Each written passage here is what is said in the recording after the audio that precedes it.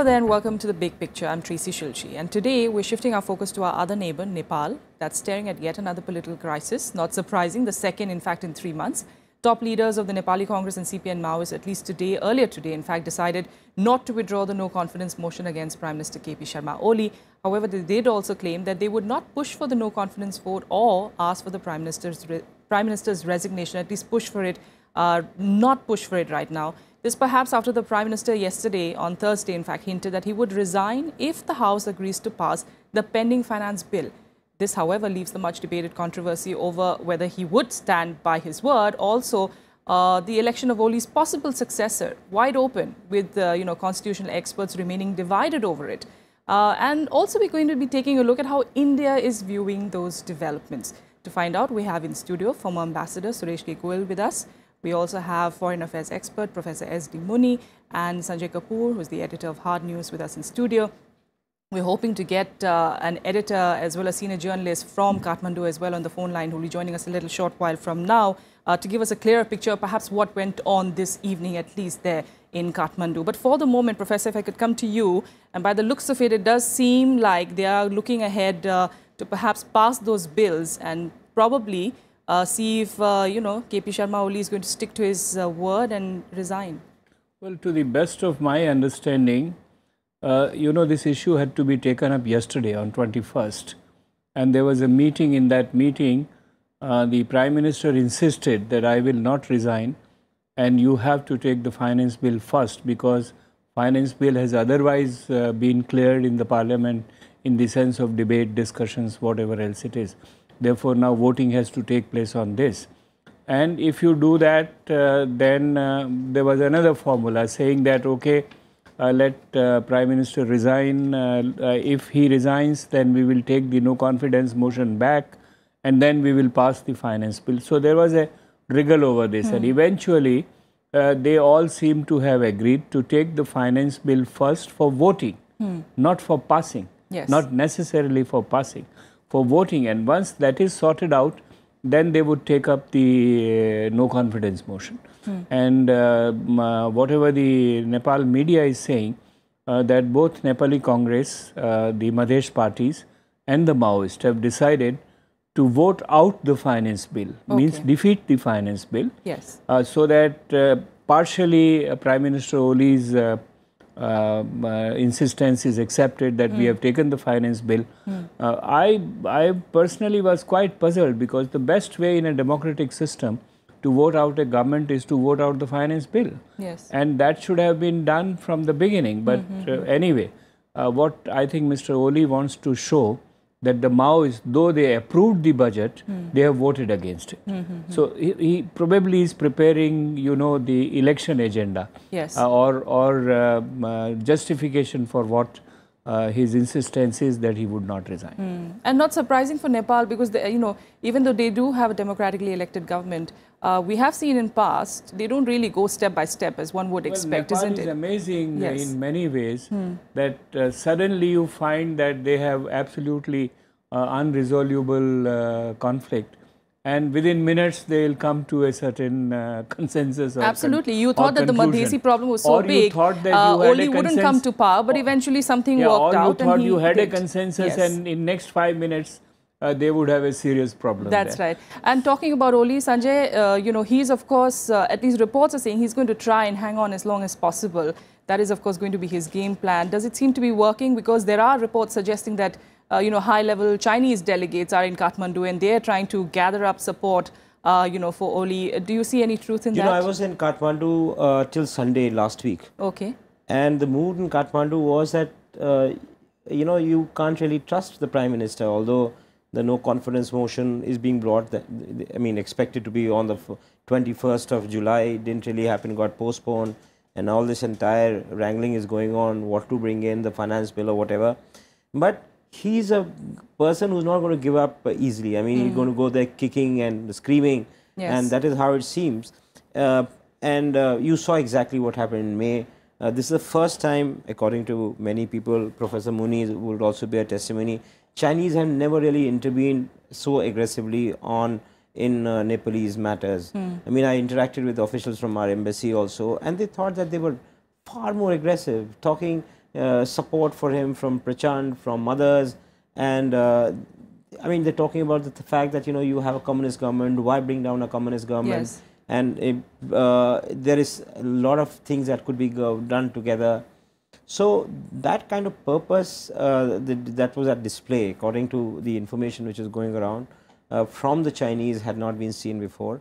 And that effort continues, that enterprise continues, despite the fact that the entire coalition that has been in power has actually come apart.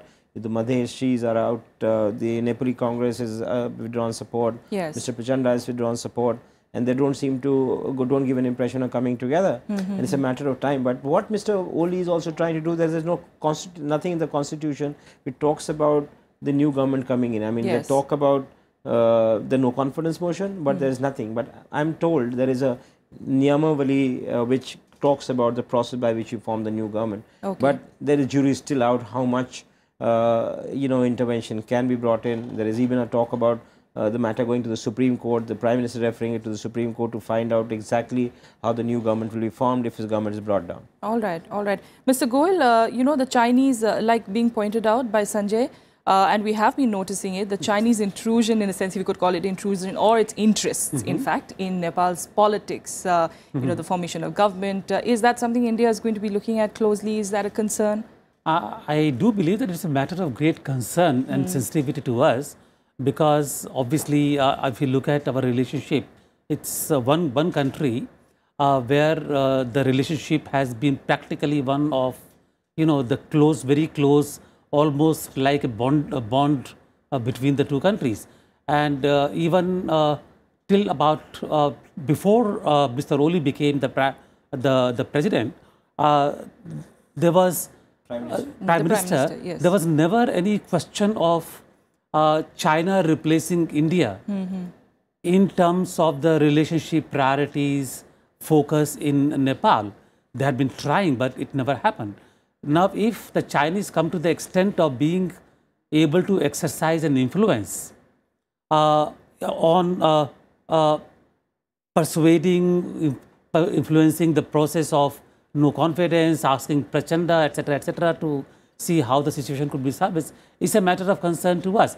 I don't know, however, whether they will succeed in this process or not, because from all indications, Prachanda and the NC, etc., and Madheshis are fairly clear that they will go up to the stage of no confidence motion, even if it happens after the finance bill.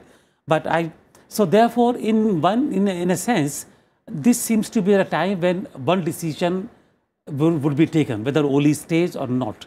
As Professor Mani also pointed out, my only concern is really, I don't know what the Niyamavali says in Kathmandu, but my only one concern is whether Oli, when he is leaving, he has the wherewithal to call for the dissolution of the parliament or not, even if it is a vote of no confidence against him, whether he can or not, because that would mean another period of instability in Nepal. And that is, I think, something which will be a cause of even greater concern to all of us. That is why I think perhaps a voice from Kathmandu would be interesting at this point of time. He wants to be the caretaker. Yes, he wants to be the caretaker. Yes, caretaker, because you cannot dissolve the house till the time it completes its term. Absolutely. And what kind of a role does Prachand play in all of this, Professor Muni? We have seen he is, of course, a big Maoist leader in the past as well, but especially in this particular scenario, what kind of a role will he play? Well, he is intending to be the Prime Minister. Yes. He holds what you call the kingmaker's number with him. He is certainly not in absolute majority, and that's why you remember in May again, he had asked to get out of Oli's alliance and wanted to bring it down. He has his major concerns in terms of both party, whatever his personal ambitions are. And I think one or two issues are very, very important for him. One important issue is the question of, going back to the insurgency period and punishing those people for so-called human rights violations, because Maoists killed many people and Nepal army killed many people. Yes. And UML has a lot of affiliate NGOs. who are working in the human rights field. And they had raised this issue that these guys must be punished for their human rights violations. And they have even moved to the court and named Prachanda personally, besides other Maoist leaders, Baburam and others, that they should all be punished. Now, Prachanda's contention is that this is not valid. It was a major transformation, and therefore revolutionary changes cannot be submitted or subjected to ordinary criminal law, which is being done. So he says this must be considered under what they call Truth and Reconciliation Commission, and this is what Mr. Oli had promised but was not moving forward to. So this is a major problem between the Maoists. Besides, there are other issues of compensation, the performance of the Oli government economically, administratively. There are a lot of problems about it. A lot of problems, but a lot of it which he's blaming on India. You know, he's not. Well, he blames everything on India because he thinks, again politically, that by raising up the nationalism issue, he can politically survive or politically strengthen himself. So there are issues involved in this whole game, and let us see how the new coalition would address some of the issues which Prachanda has raised. Incidentally, yesterday evening, Oli in one of the speeches said that Prachanda will have to repent whatever he is doing now within 6 months' time, because the Congress purpose is only to divide the communists, and then he will not get what he is getting. So he is also trying to, you know, constantly Mr. Oli is trying to see that this scheme does not succeed. Combine does not work. And already, you know, the very fact that there is going to be a sharing of power, you know, Prachanda stays PM for a certain period, then Duyoba steps in after a few months. There's already talks of that. There's already a pact. No, it's already an agreement for 9 months for Prachanda, 9 months, and the rest of the 9 months for the Congress. And that in itself is, you know, is a very unstable setting, you know, for a country that's reeling with so much problems. You're going to have a prime minister just for 9 months and another one comes over. I mean, that in itself, the setting itself seems very unstable. Nepal is used to it. We've had 23 governments in 26 years. We have had such arrangements even in India. Even in India, in UP. 2 years you become the prime minister. Like in UP, you had it. These are all political arrangements of a fluid situation. So, but similarly, I think even in this arrangement which is going to be voted out or changed, Oli and Prachanda had a similar arrangement, but the Oli didn't really go through it. Because Oli has been very clever. He has taken advantage of whatever has happened in Nepal over the last 2 years, whether it was the earthquake, whether it was the Madhesh issue. He was able to unite the hill elite and create a kind of wave in his favor, which made it very difficult for others to actually even try to remove him. So he still feels that, you know, the wind is with him in comparison to Prachanda, who, as Professor Muni said, has been very ambivalent about how he should look at the Truth and Reconciliation Commission. All his crimes have been put the baggage of the human rights so he's not very sure how that. So he needs to intervene, get into the government to somehow ensure that the Truth and Reconciliation Commission in a certain way performs those tasks which it has promised, because Oli has kept the matter very hanging. So you talk to people in Nepal and they say, you know, he could be hauled up for the crimes that he committed. He could be set aside, he could be put behind bars. So, you know, that sword is hanging on Prachand, and I think that has become a reason why he was able to even surmount, or you can look the Chinese pressure in the eye and say, look, no, that's not possible, because Oli will not deliver. Oli is made differently. He's an archetypal, manipulative politician, and he's probably shown his colors rather well. Look at the Indians. Indians don't even know how to deal with Oli. I mean, they're praying. They're praying that he goes away quietly and whatever has to happen. Because I found a certain amount of, you can say, helplessness. And I mean, just the very fact you call back the ambassador, you call the ambassador, you cancel President Bhandari's trip. Exactly. And, you know, he said, you know, I'm sorry about it. And that was quite, very you know, totally embarrassing for the Prime Minister. He was hoping, you know, they would actually sit together at the Simhast Mela. You know, there were huge plans, and then suddenly the President's trip gets cancelled. And when the matter was taken up with him, he turned around and said, you know, I was fed wrong input. Didn't mean to, you know, and by the time I realized, you know, that trip had been cancelled. So, you know, it's so with such ease, so much of lies are being peddled, there's so much of this wonderful game is being unpacked in Kathmandu. So, we're waiting for the next, you can say, episode to, begin there in Kathmandu. Let's see what really happens. Yeah. So Mr. Goyal, do you think India needs a new playbook? Do they really need to? I mean, Oli's future we don't know yet, but do you think it's time that perhaps there's a different kind of a strategy that needs to be adopted? Not just say that, we've had relations for so long and trade relations are great, economically we are very important for them. But clearly, by and large, the feeling towards India is definitely changing. Well, you see, the thing is that I think the relationship is far too important for us to say that, all right, let it be whichever way it is going, and we will... Especially with China eyeing it so strongly, we can't allow it to drift, if that is what you are trying to say. Yes. The relationship is important all by itself, really, because of the people who are involved.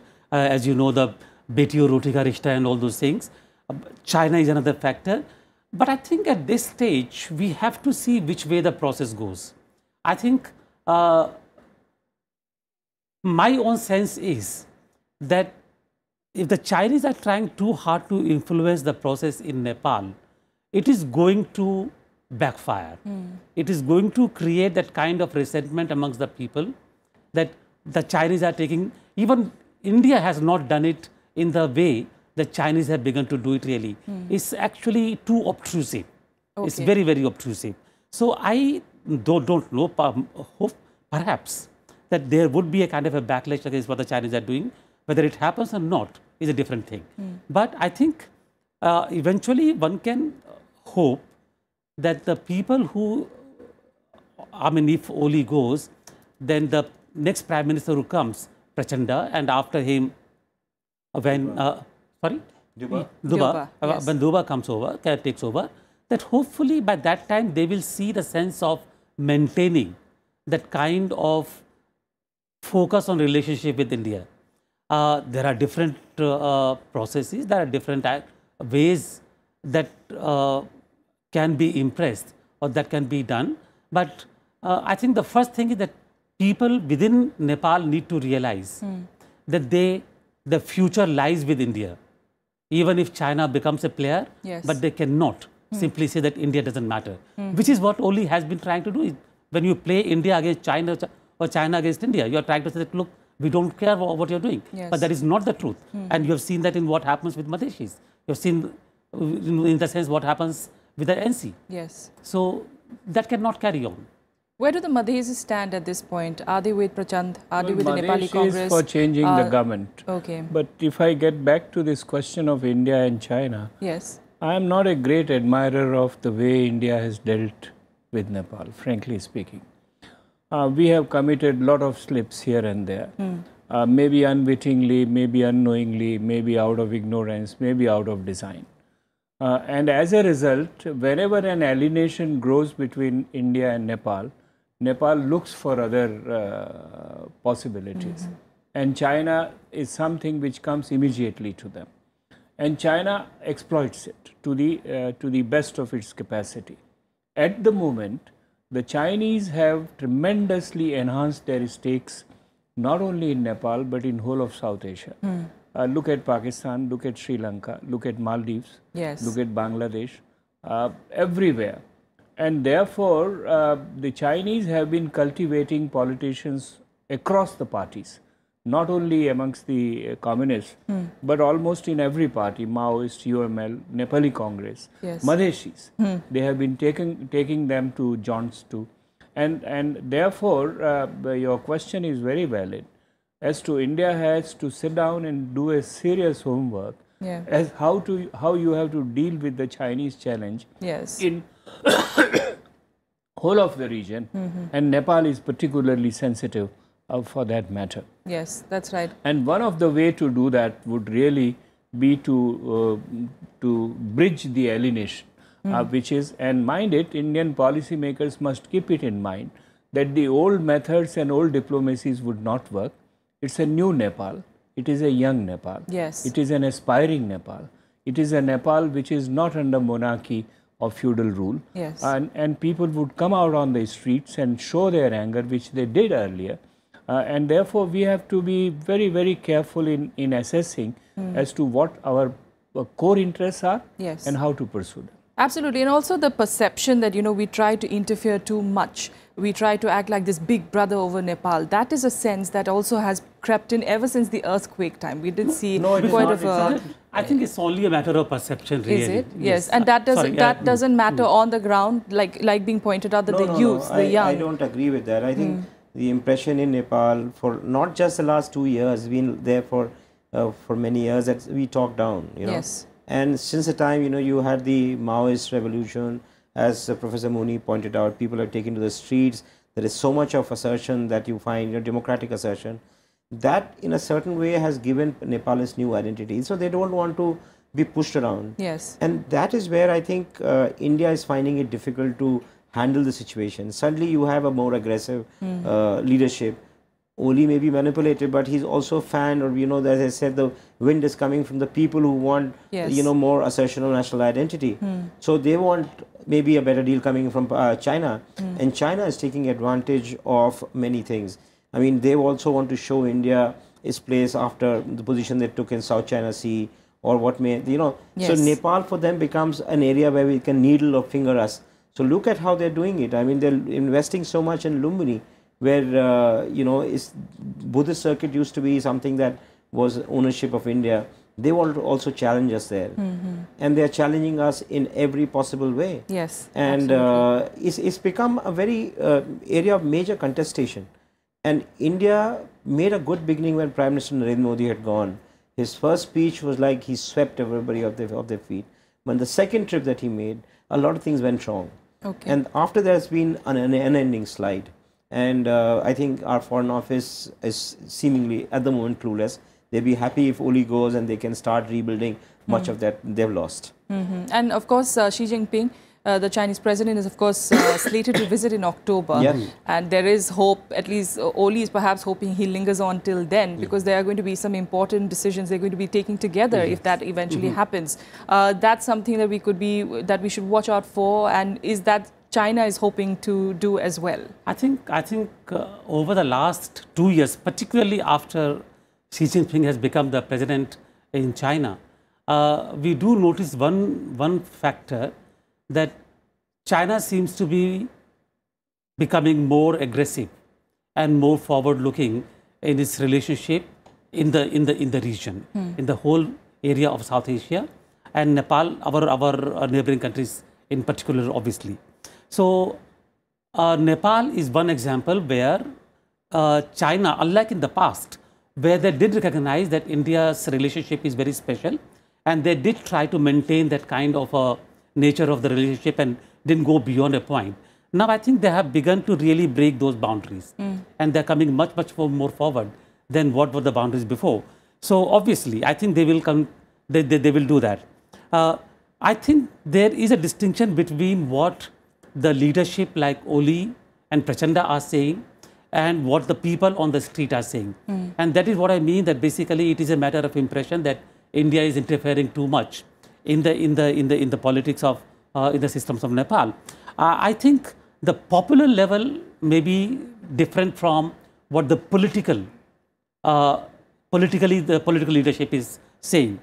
My expectation is that as the time goes along, because there are natural limitations on how far China can come. Yes. So my expectation is that provided we don't go wrong in our own cards and in our own diplomacy, my expectation is that slowly the relationship should come back to the even keel.